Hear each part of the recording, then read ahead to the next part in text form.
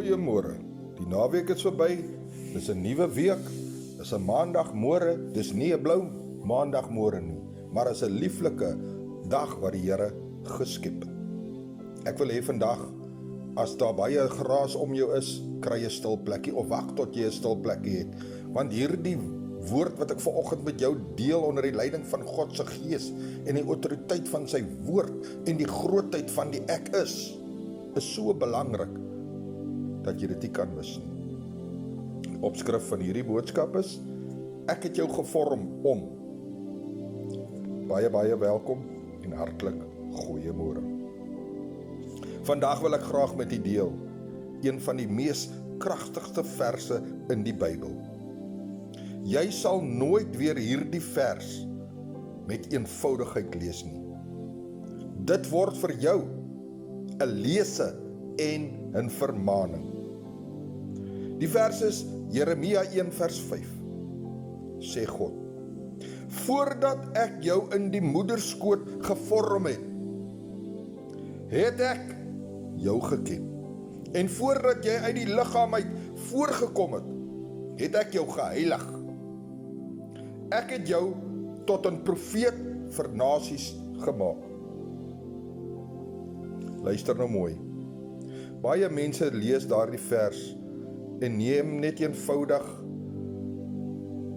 aan dat God 'n plan vir ons lewe of so het.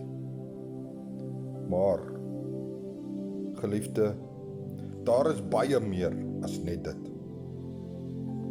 Jy sien, hierdie vers is nie 'n motiveringsboodskap nie. Nee, dit is 'n roeping van God vir jou en vir almal wat gehoorsaam is aan God. Hierdie is God wat sy doel en roeping vir jou bekend maak. Dit beteken, jou roeping het nie net begin toe jy volwasse geword het nie, of volwassenheid bereik het nie. Dit het ook nie begin toe jy jou gawe erken wat God aan jou geskenk het nie. Dit het nie net begin toe jy gered is nie. Nee. God sê, ek was alreeds besig om te werk voor jy gebore is, of voor jy in die baar van jou moeder gevorm was. Hoor hier, medemens, medegelowige, medegeliefde. Jou lewe was en is nie 'n ongeluk nie. Jou lewe is nie net 'n, noem dit nou maar 'n algemene toevalligheid nie. Jou lewensstorie het nie begin met jou foute nie. Jou storie, jou lewe het begin met God en by God. God sê, ek het jou geken. Dit beteken nie, hy het nie inligting aangaande jou nie. Dit verduidelik, God het 'n verhouding, intensie met jou gehad.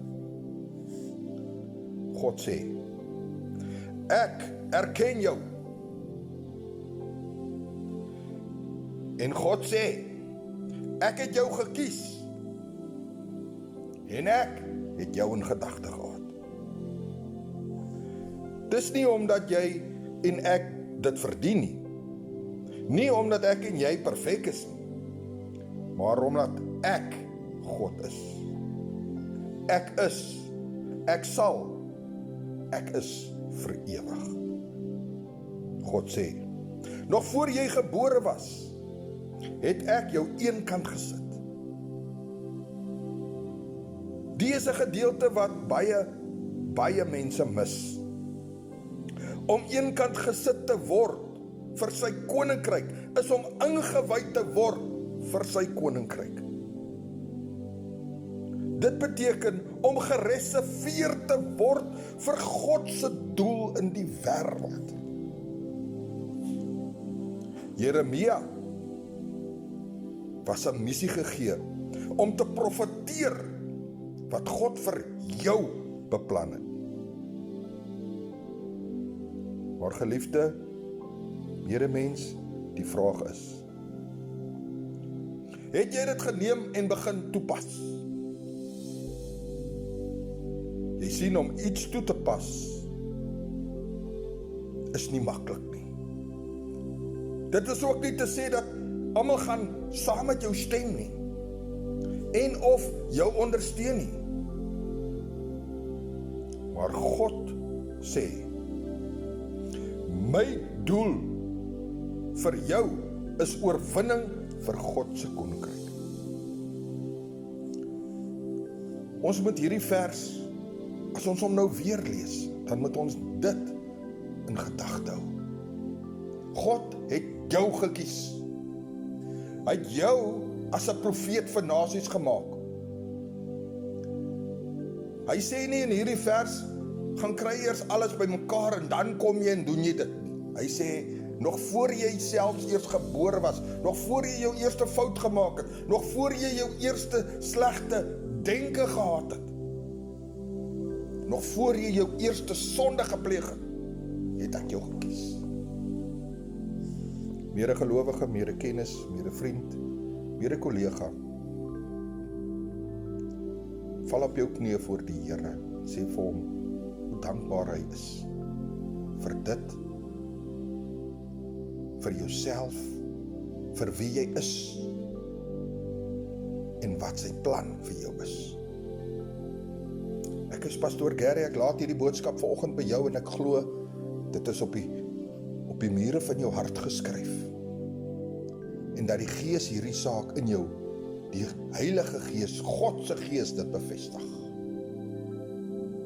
Brood en water, 5 minute woord bediening, Pastoor Gary, seëngroete en ek sê weer, Jesus is baie lief vir jou. Amen.